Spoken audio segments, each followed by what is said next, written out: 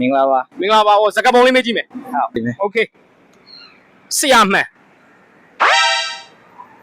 ဆရာမတင်တန်းပြ တင်နေလို့ပြ သူရှင်ပြ ကျူရှင်ပြဟုတ်တော့လေနော် ကြားဖို့ရယ်ဆိုတော့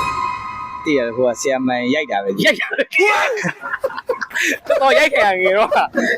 တော့ရိုက်ခဲ့ကြောလိုက်ပါ ကြောလိုက် ကြောလိုက်မယ်နော်ဆရာမှန်နောက်မယ်လှေစင်း မြင်းတဲ့ Wow ဝါမှန်တယ်ဖုန်ကြီး ခေါင်းခေါက် မနှောင်းနဲ့ဖုန်ကြီးကောင်းမကောင်း ဟောရဖုန်ကြီးခေါင်းခေါက်ကြ ဖုန်ကြီးဆက်တယ်ဖုန်ကြီး ကရုံ ဝိုး နှလုံးနဲ့ နှလုံးနဲ့မဟုတ်ကရုံးမဟုတ်ဖုန်ကြီးဘာဖြစ်လဲ လူထွက်ကြောင်းတက် မားတယ်ကြောလိုက်တော့မယ် ကြောင်း လေမီးလောင်ရ လေပင့်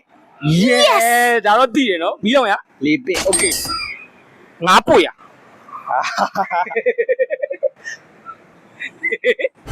ငါပွေရဘာဖြစ်လဲ ငါပွက်ရငါပွက်ရလိုင်းထ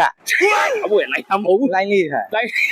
ငါပွနေလိုက်မထောက်ဘူးပလုတ်နဲ့ငါ့ပွနေလေငါပွရ ဘူပေါင်းထ ဘူပါရောဒီမှာမဟုတ်ဘူးမှားသေး ငါစားချပေါ့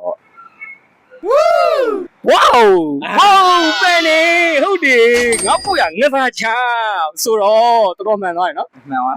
နောက်ဆုံးတစ်ခုမှန်သွားနော်โอเคကျေးဇူးတင်တယ်9000ပြီโอเค